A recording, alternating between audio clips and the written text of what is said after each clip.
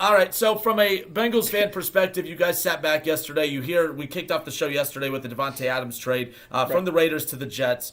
We talked about that yesterday because everyone's like, why are you guys spending so much time on the Jets? Well, I think the Jets are more of a concern for the Bengals than the Ravens at this point. I'm not saying that the Bengals have no chance of winning that division, but it would take the Ravens just falling off for that to happen because of the slow start for the Bengals at this point. I think that the Jets are going to be more of a team that Bengals fans need to keep an eye on from that perspective because I think that's who you're going to be battling it out with for one of those final three wild card spots. So I think that Devontae Adams trade was a big deal. But then the Buffalo Bills a little bit later on that afternoon, yesterday afternoon, they pull the trigger on a big deal, or at least we think. They send a third rounder to Cleveland. They bring in Amari Cooper for a quarterback in Josh Allen who's been lights out but has no elite pass catchers. I don't know if Amari Cooper is an elite pass catcher at this point. Maybe it does. Maybe it's like what Elliott said. Wasn't elite in Cleveland this past season because of with all the drama with Deshaun. But from a Bengals fan perspective, Amari Cooper to Buffalo, Devontae Adams to the Jets, which one is more of a concern in the eyes of Bengals fans, do you think?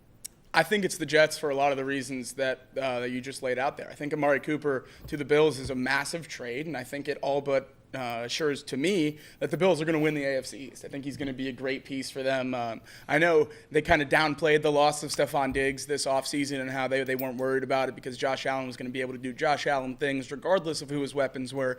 But we've seen through the first 6 weeks that the lack of a wide receiver one has really hurt the Bills' offense. And they've been able to do a really good job and still win a lot of games. James Cook seems to have taken a big step in his career. Dalton Kincaid, a fairly consistent receiver after the first 2 weeks, putting up basically goose eggs. But the addition of Amari Cooper is going to take a lot of pressure off Khalil Shakir and Keon Coleman and allow those young players in fairly new positions. Obviously, they've always played wide receiver, but with the amount of targets and pressure on them to produce in that offense right now, this isn't something either of them were expected to do, Keon in his rookie year or Khalil Shakir, honestly, ever. He was the wide receiver 3 behind Gabe Davis and Stephon Diggs, and that's kind of where he was comfortable. And now they've asked him to be their 1 or their 1B, but the addition of Amari Cooper is going to put everyone in kind of a more comfortable role, and I expect the Bills to take off and win that division. And kind of like you said right there, I'm kind of looking past the AFC North now. I don't think the Bengals really have a chance at winning the AFC North. It would take something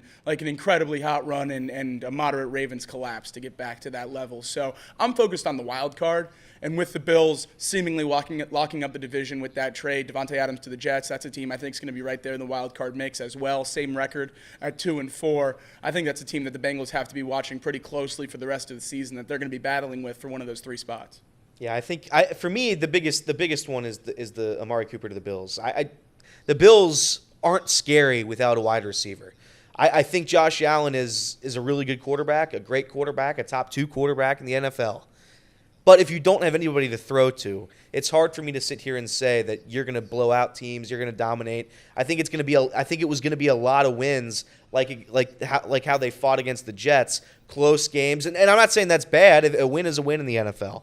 But I'm saying there's no Kansas City Chiefs. I'm going to dominate you. You're not going to have a chance. And that's how it's going to be. I don't think I would predict the Buffalo Bills to win the Super Bowl without any pass-catching options. No disrespect to Shakir or Keon Coleman or whoever else they have back there. I just think this move solidifies them as a Super Bowl contender. That offense is now secure. They've got a really good running back, 2 really good running backs.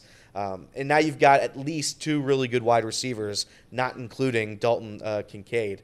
I think the Bills are really, really good. I'm not concerned about the Jets yet. The offense still hasn't looked great. We'll see what Devontae Adams does. I'd imagine it certainly improves what's been going on in New York, but I'm not too worried about the New York Jets. I think the Bengals could beat the Jets if they played tomorrow. I'm not concerned. I don't know if they could beat the Bills as of right now. Casey, I know, obviously, you're a big Bengals fan. When you hear those 2 trades that went down yesterday, which one, from a Bengals fan perspective, did you say, ooh, that's a problem? Devontae Adams to the Jets with Aaron Rodgers, and, of course, as we talked about, they're very good wide receiving core over there, arguably on paper one of the best in the NFL. And then the Bills, who aren't as flashy and sexy on paper, they go get Amari Cooper. Which one did you say, oh, damn, that's a problem from a Bengals perspective?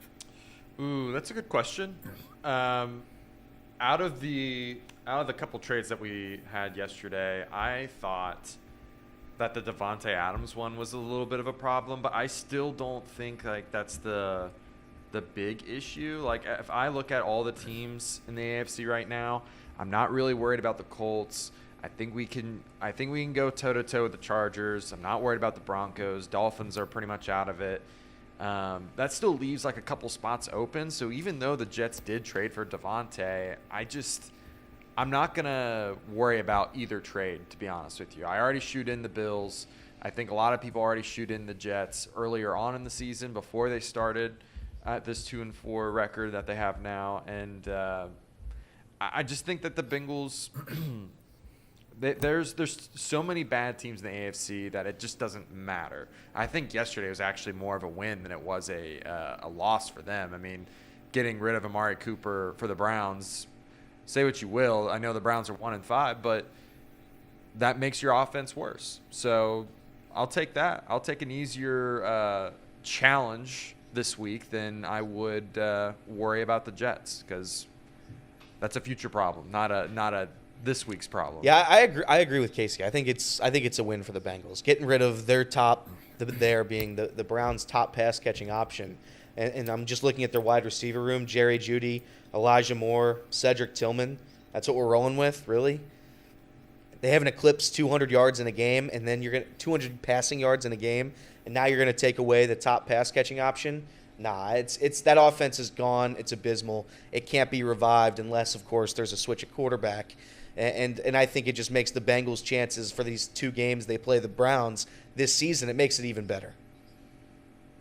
Yeah, I look at Buffalo in this situation too, and I started looking at, so there's only 1, 2, 3, 4, 5, 6. There's only 7 teams that have a worse passing attack than the Buffalo Bills right now, just from a statistical standpoint. Now, at the end of the day, you have Josh Allen, right?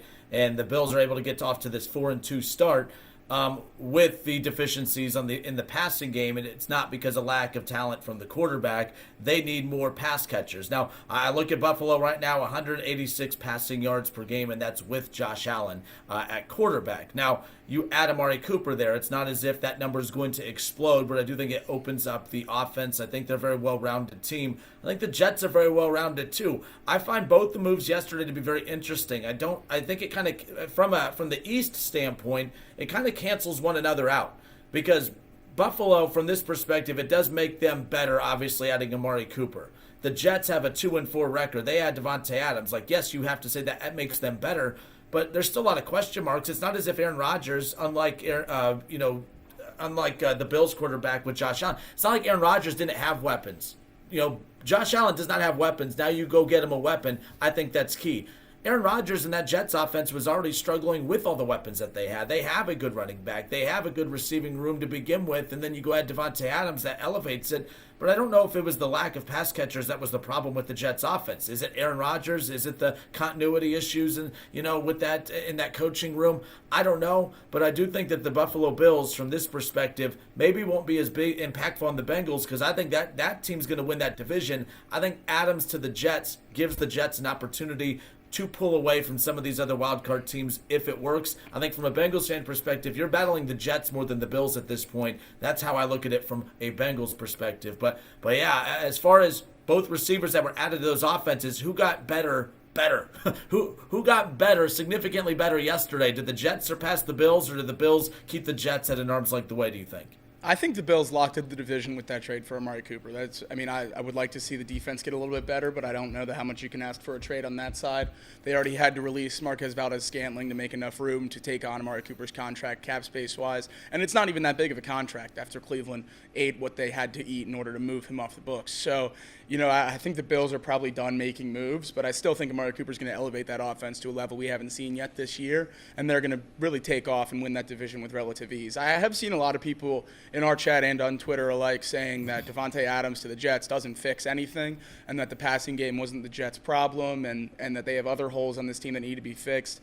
I guess I agree to an extent, but when you add Devontae Adams to your team gets better. I don't care what else you have going on, and when you add Devontae Adams to a team with Aaron Rodgers, and they have the best chemistry maybe of any duo ever, or at least in the top 5, I think that absolutely makes the team a lot better. The Jets lost to the Bills on primetime football because they were unable to capitalize in the red zone. They had to settle for 2 field goals that were missed, and other times in the red zone they were unable to capitalize at all.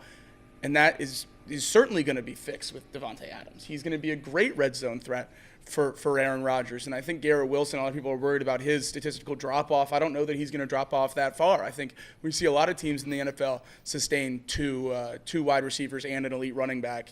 And I think that the Jets are just going to be another team to do that. I think the Jets are going to be really, really good offensively, and I think the defense is going to show some promise. They looked much, much better than they did with Nathaniel Hackett calling plays now that they switched to Todd Downing. So hopefully more of the same for them. Yeah, if anything, it opens up Garrett Wilson. If right. anything, it gives him that chance to be more open than he has. Because with respect to the Lizard, Anthony Lazard is not scaring any defense in the league. So I think now that you have 2 top 20 wide receivers, top 15 wide receivers in the NFL, I think that offense will be certainly better. I'll also say this, though. If they're not good with Davante Adams, they're out of excuses. I mean, there's just no way. Yeah. They can't fix the offense if that's not going to work. Clearly, there's an issue at the quarterback position because if Aaron Rodgers can't figure it out with those 2 running backs and these 3 wide receivers, then there's clearly an Aaron Rodgers problem, and that time's going to come up real soon here.